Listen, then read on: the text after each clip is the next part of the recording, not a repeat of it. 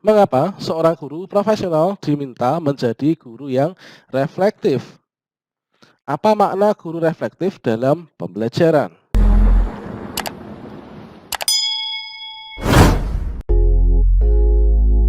Assalamualaikum warahmatullahi wabarakatuh, sobat-sobat calon guru, selamat datang di channel calon guru. Setelah pada video sebelumnya itu saya sajikan tentang apa sih pengertian dari uji komprehensif, kemudian landasannya itu apa, kemudian tata cara uji komprehensif seperti apa, materi uji komprehensif itu seperti apa, kisi-kisinya bagaimana. Maka pada video ini setelah kita sajikan juga rubrik penilaian dari uji komprehensif, ini kita akan sajikan contoh soal uji komprehensif ya. Sobat semuanya, di sini untuk soal uji komprehensif itu sesuai dengan kisi-kisinya itu terdiri dari 7 CP ya, atau capaian pembelajaran. Yang mana gambaran soal untuk capaian pembelajaran 1 itu kurang lebihnya itu adalah seperti ini.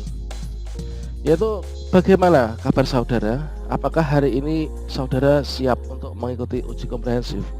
Tentunya dari soal-soal yang kita sajikan ini nanti untuk jawabannya itu tergantung pada diri mahasiswa masing-masing ya. Tentunya untuk jawaban satu dengan yang lainnya itu tidak akan sama. Jadi misalkan nomor 1, bagaimana kabar saudara? Apakah hari ini saudara siap untuk mengikuti uji komprehensif? Kemudian untuk soal nomor 2, persiapan apa saja yang sudah saudara lakukan untuk menghadapi uji komprehensif? Kemudian berikutnya sobat semuanya, untuk capaian pembelajaran yang kedua, yang ditanyakan apa saja sesuai dengan kisi-kisinya, yaitu nomor 1, jelaskan klasifikasi kognitif menurut Bloom dan Anderson terkait dengan representasi kemampuan berpikir Hodge, teman-teman. Nah, jadi teman-teman itu harus menguasai yaitu klasifikasi Bloom dan Anderson terkait dengan Hodge ya, yaitu high order thinking skills. Dan soal nomor 2, kata kerja operasional apakah yang biasa digunakan untuk mempresentasikan kemampuan berpikir Hodge?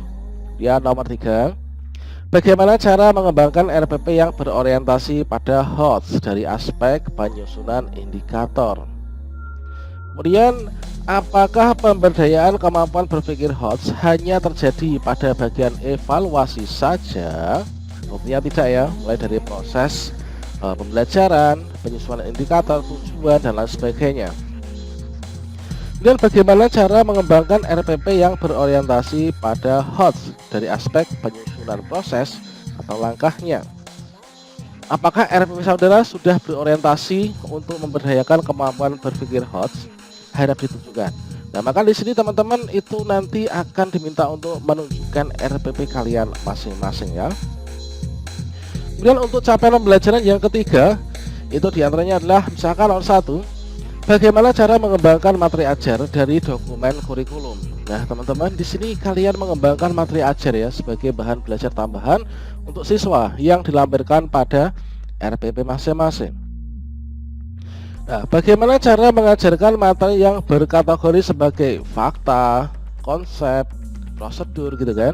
Kemudian materi ajar memiliki 2 kategori yaitu normal atau umum dan advance. Untuk siapa materi advance itu disusun? Mengapa demikian? Bagaimana saudara menguraikan materi advance material pada RPP yang saudara kembangkan? Kemudian dari 4 unsur keterampilan abad 21 yang terdiri dari communication, collaboration, critical thinking and problem solving, kreatif and inovatif, unsur manakah yang menunjang untuk diterapkan dalam pembelajaran? Apakah alasannya? Bagaimanakah langkah-langkah pembelajarannya? Kemudian berikan contoh bahwa saudara suatu pembelajaran telah memberdayakan kemampuan berpikir kreatif. Berikan contoh bahwa suatu pembelajaran telah memberdayakan kemampuan kolaboratif. Selanjutnya untuk capaian pembelajaran yang keempat. Nah, salah satu teori belajar adalah konstruktivisme. Bagaimana teori ini diterapkan dalam proses pembelajaran?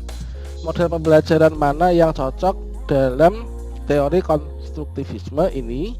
Langkah-langkah dari model tersebut seperti apa? Jelaskan apa yang dimaksud dengan TPACK dan bagaimana implementasinya dalam penyusunan RPP, teman-teman. Kemudian nomor 3, Apakah penerapan TPACK hanya pada penggunaan internet dalam pembelajaran saja? Tentunya tidak ya.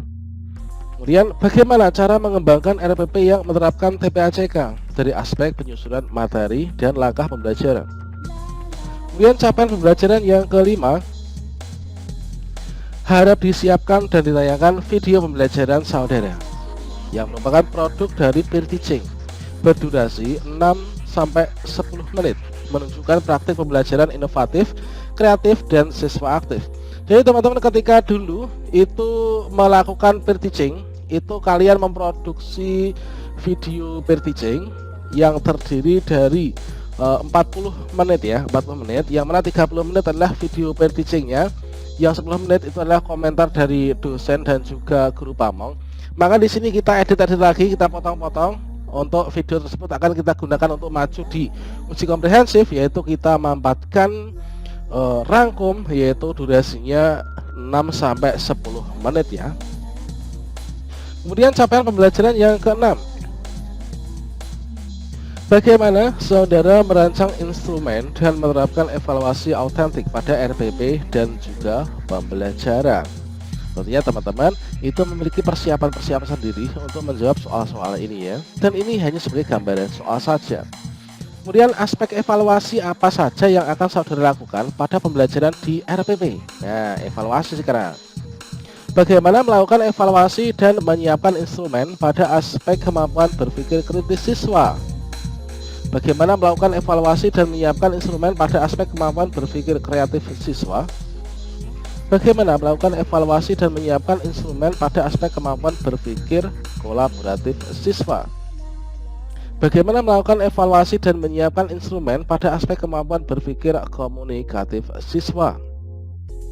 Bagaimana melakukan evaluasi dan menyiapkan instrumen pada aspek sikap ilmiah siswa. Kemudian capaian pembelajaran yang ketujuh.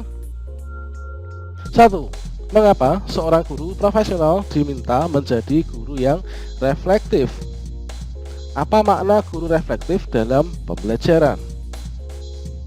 Bagaimana saudara melakukan reflektif atas proses dan hasil pembelajaran yang akan saudara lakukan? Apakah saudara mempertimbangkan hasil penelitian atau informasi baru dalam menyusun RPP, utamanya dengan cara diajarkan? Tunjukkan contohnya di RPP yang saudara sajikan. Mengapa hasil penelitian atau informasi baru perlu dipertimbangkan dalam menyusun RPP dan dalam pelaksanaan pembelajaran? Demikianlah sobat semuanya terkait tentang contoh-contoh soal untuk uji komprehensif mahasiswa PPG, yang mana di sini adalah merupakan salah satu contoh soal dari kisi-kisi uji komprehensif PPG dalam jabatan tahun 2021. Semoga bermanfaat. Sampai jumpa. Wassalamualaikum warahmatullahi wabarakatuh.